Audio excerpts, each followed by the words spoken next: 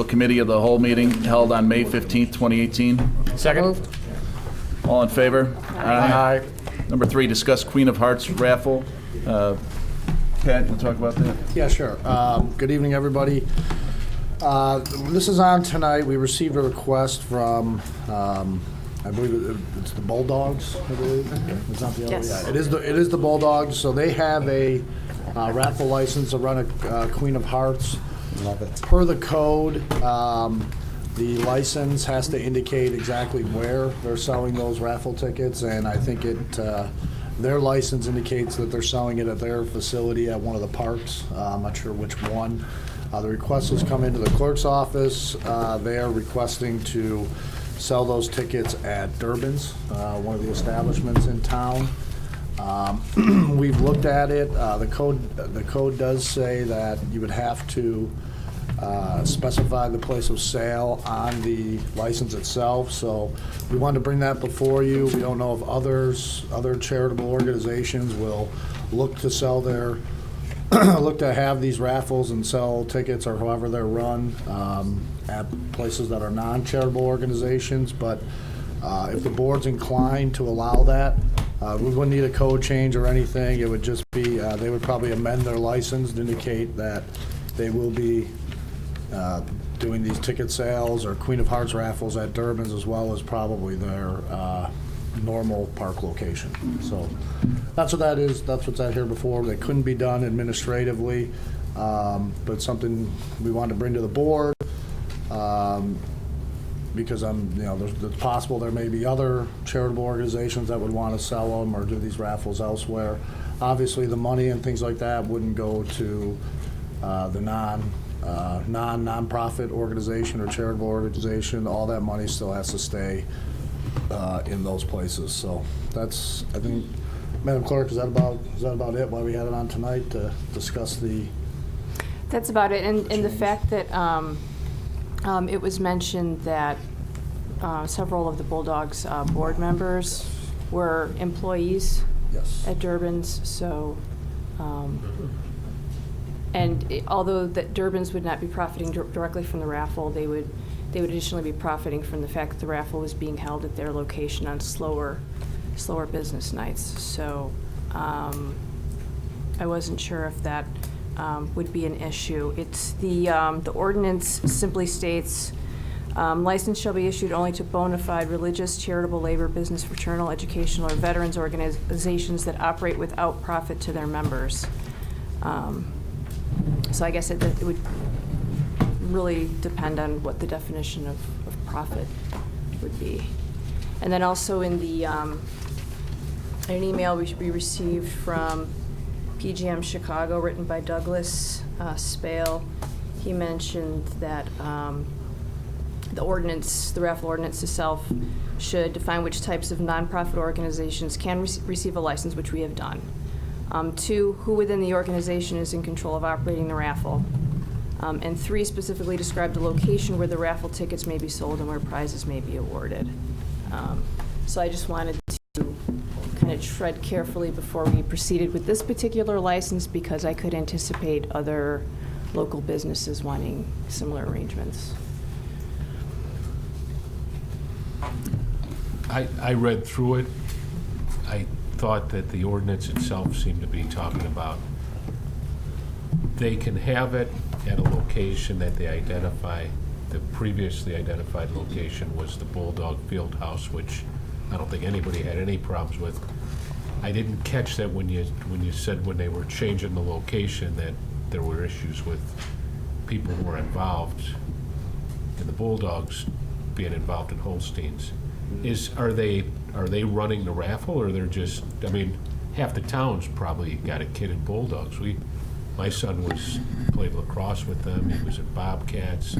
Well, Do we know anything like according to that? the ordinance, it doesn't really. All they have to do is define who is in control, and I would just interpret that as a single responsible individual. Mm-hmm. But it wasn't so much my concern about, the Durbin's employees being on the board. It was the concern that it was being held at a local business instead of at a non-for-profit like the VFW or the Vikings, and that this might establish a precedent wherein we would get just an influx of similar requests. And, I refrained from judgment either for or against that, but I was just concerned that this might set a precedent and that we would be inundated with similar requests in the future. So I thought it merited some extra consideration in this case. I'd kind of be leaning towards, letting them have it here this time and then see what develops, and then we could change the ordinance. Because right now, we'd have to change the ordinance to stop it from happening, because it says they've got to tell us where they're having it. Could we, if somebody puts in a request and they want to have it at a place that we don't approve of, could the clerk's office stop it, or how would that work?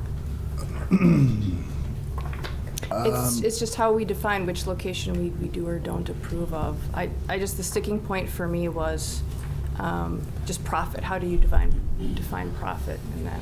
Yeah, I don't think the way the code is written would prohibit, if they applied for it in this board, because remember, you guys approve. I mean, it's on, all these raffle licenses come on it's on the consent agenda, but you have to approve the place where it's happening. So there is a layer of approval there. That profit, I think it would be a bit of a stretch to prohibit, the having of those raffles, as long as it's disclosed where they're having it and the board approves it. I certainly agree with the clerk. There's going to be some ancillary benefit to those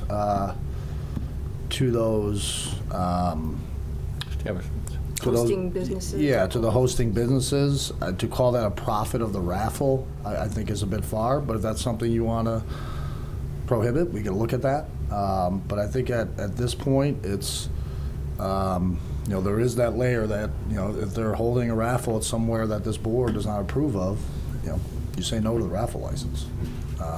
So there is a layer of protection there. We can take a look how it goes. If we start getting flooded with them, we can change the code then. However you guys want to handle it. So I guess the main question would be, does anyone at this point if they were to come in and, have an amended license, or I think they're about due for renewal anyway, if their next license or their amended license would come in and say Durbin's, is anyone opposed to that at this point? I'm sure they wouldn't want to go through that paperwork if they knew your thoughts were not in favor of that. The way I read the strand of emails that was attached to the clerk's letter, it sounded like they need this space to hold it at this point. You know what I mean? Because of the size that it's gotten. It didn't sound like it would fit in the clubhouse. I don't know what they need. I mean, I'm sure they want more space. I don't know the exact reasoning behind wanting them to have it at Durbin's. I can think of a few reasons, but I don't know the motivations. I don't know that they really matter. In a sense, it's a place of business in town. I know other towns do allow it. Some don't. So it's kind of what your preference is. But they definitely want to do it there. I mean, they've asked and they've requested for it. I'd kind of be leaning for a waiver for now, and then maybe revisit the issue down the road. But I guess if we're all here, I mean, I haven't really thought it through yet. Does anyone else have a comment or concern about that?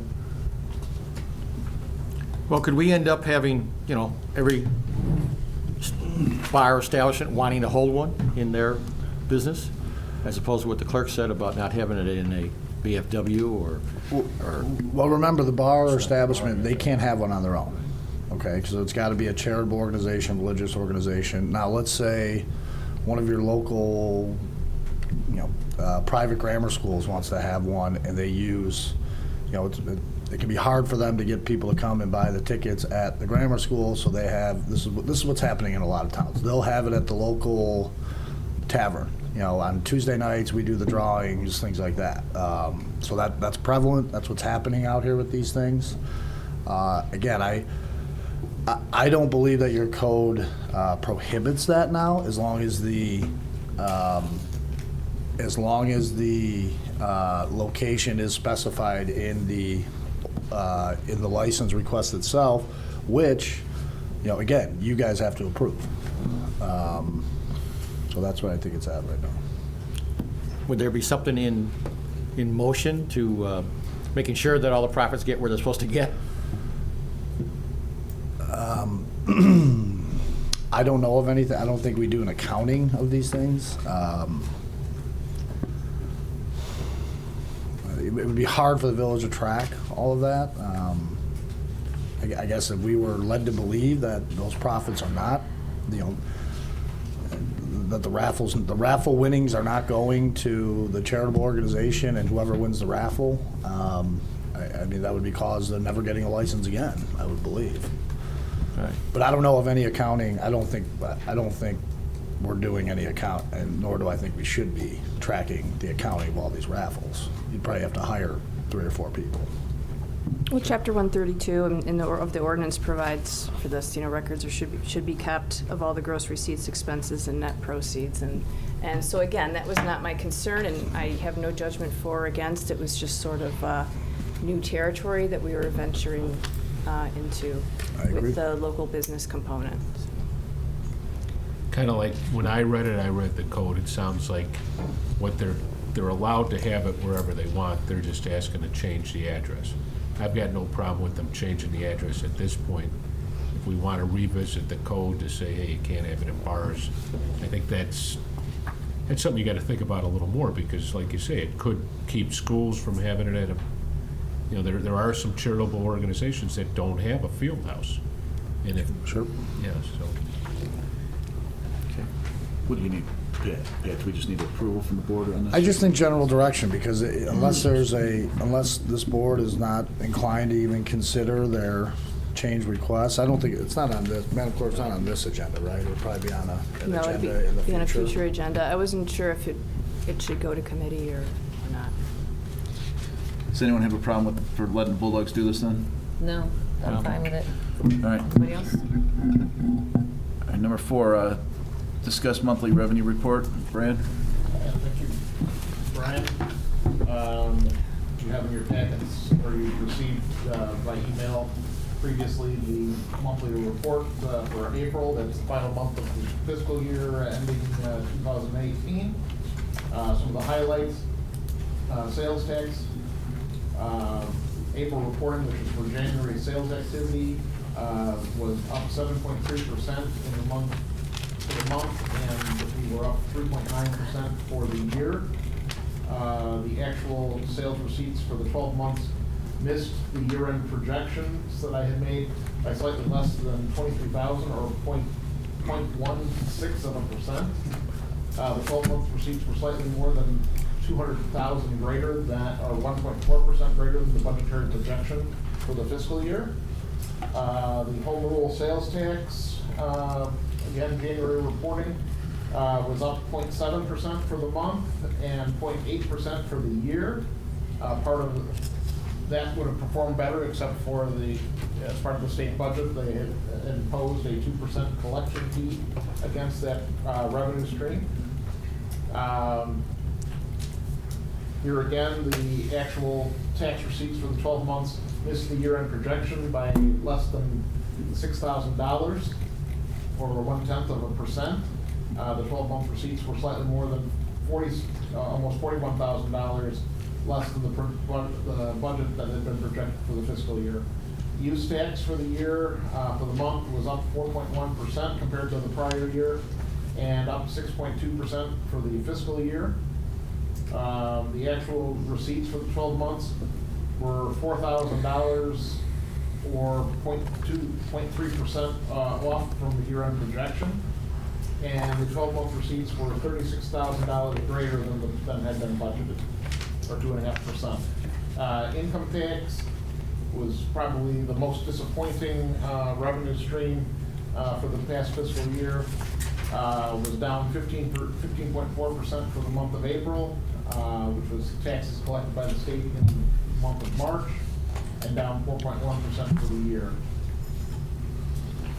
Property taxes were on track, and our collections for the 2016 year have ended up about 98% overall. Video gaming continues to perform. The month of April reported the highest monthly revenue of any month that we've received so far was almost 49% greater than the same time last year. And for the fiscal year, for the 12 months, was up over the prior year almost 56%. Motor fuel taxes were up 6% for the month, and basically were flat for the fiscal year. Meter parking ended up in April, we're up 5%, but overall for the year, we were down about 3% from the prior year. The next part of the report has your graphic displays of the revenues, the up and down, and then the comparison of the revenue and expenses. And again, on the comparison of the revenue and expenses, I think the biggest focal point I can leave you to look at is the spread between the revenues and expenses, which in almost every case was the spread was bigger in the current fiscal year than it was in the prior fiscal year. The report then continues with the trend line reports for the various key revenues: property taxes, sales tax, home rule sales tax, income tax, use tax. You then have the summary of the revenue, general fund revenues, and the summary of the departmental expenses for the year. And again, these are pre-audit numbers. Our current year year-to-date expenditures for the general fund were just shy of $43 million. The revenues for the year were just shy of $54 million, providing a nice spread of revenues over expenses. You then have schedules of the revenues in the water fund and the commuter parking lot fund, which were, water fund was slightly more than $25 million for the year, and the commuter parking lot just slightly less than $735,000 for the year. Some additional information on the per capita revenues, and then the final sheet is the summary of the impact fees that we have collected on behalf of other governments, which at the end of April totaled $21,639,000. Mr. Chairman. Brett, can you, recently there was a state budget that was passed. Would you mind updating the board on some of the movements that's going to do for the LDGF? Yes, thank you. Yes, with the new recently approved state budget for our fiscal year 18, the state reduced our local government distributive fund, the income tax, our share of income tax, by 10% in the budget that was just approved for the state's fiscal year 19. Reduced that 10% slice cut to 5%. So we will see a little uptick in our income tax revenues, and hopefully that the economy reflects that as well, reflects an improved status from our current year as well. So that will help. And in regard, as I mentioned, with the with the home rule sales tax, they had imposed a 2% administration fee for the collection of that tax. That has been reduced to 1.5%. So we will see a little improvement there as well. The Illinois Municipal League had been pushing to reduce that fee to 1%. Didn't quite get it there, but any movement in that direction is good news. So just for clarification, so the revenues from the drop from 10 to 5, you're expecting that in 19? Is that what you're saying, or that We will start seeing that beginning with the distributions in July of this year. Okay. with the start of the new of the state's fiscal year. Okay.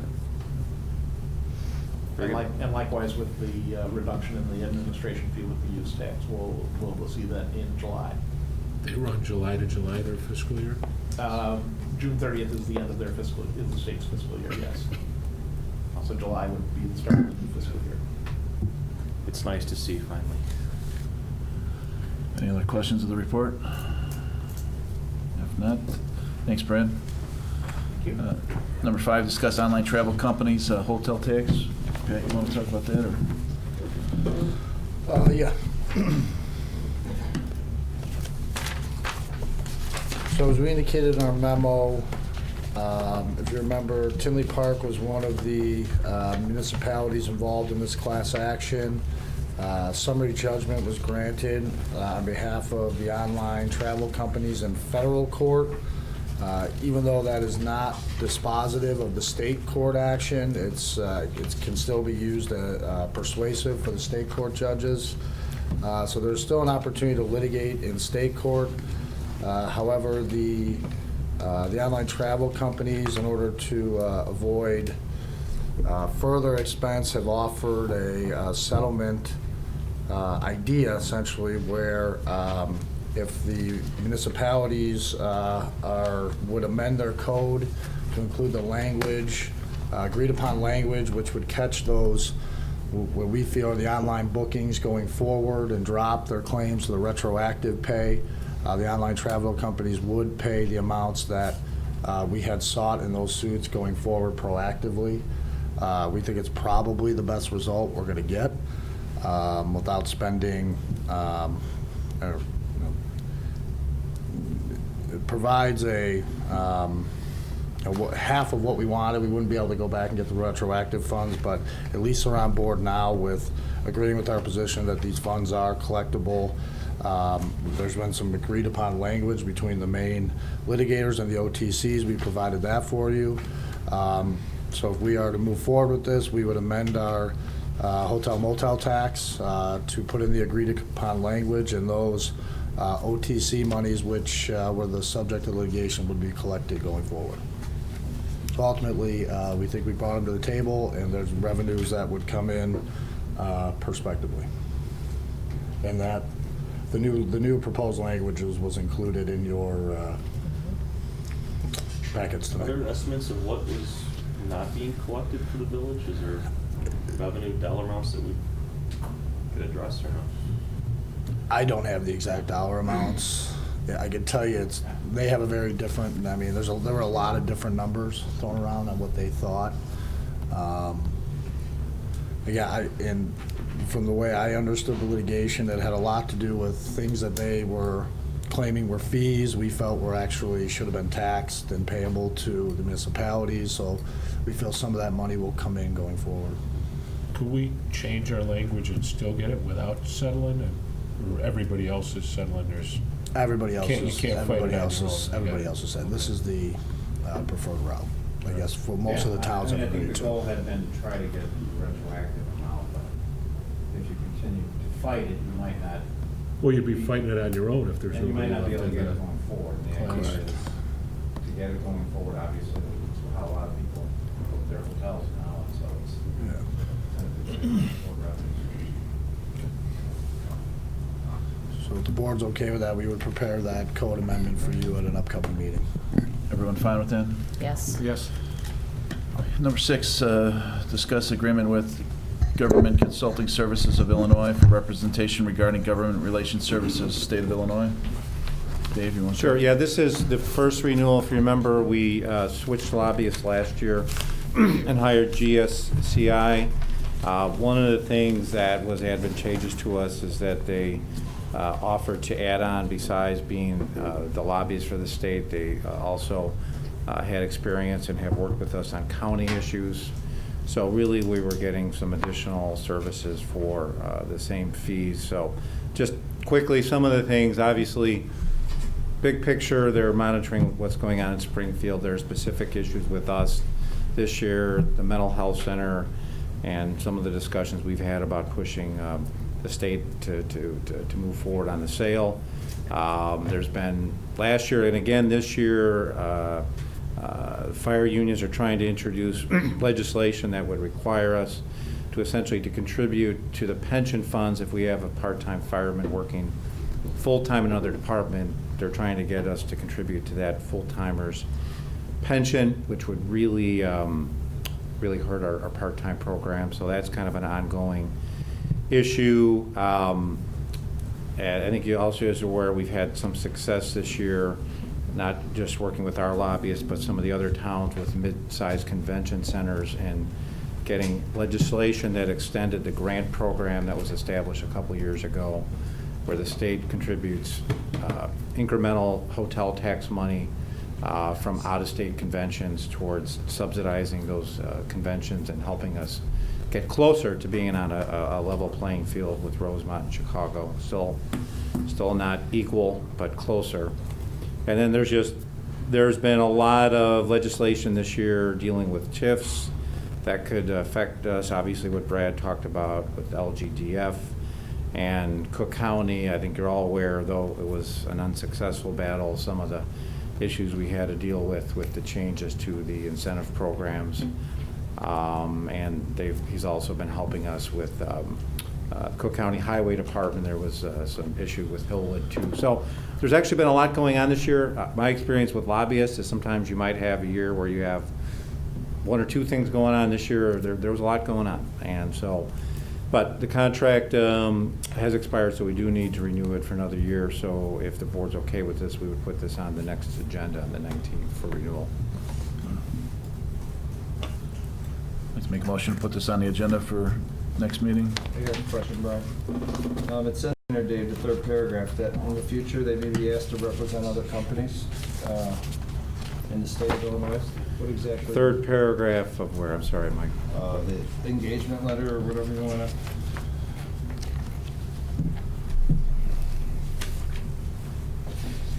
Third page of your memo. I'm sorry, I've got a one. Memo, then you got the. Oh, the third paragraph, okay. Oh, pursue capital opportunities on behalf. Okay, so there's been ongoing discussion about it, potentially a capital bill.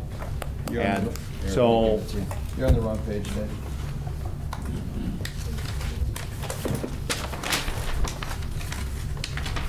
You have to show me. Sorry.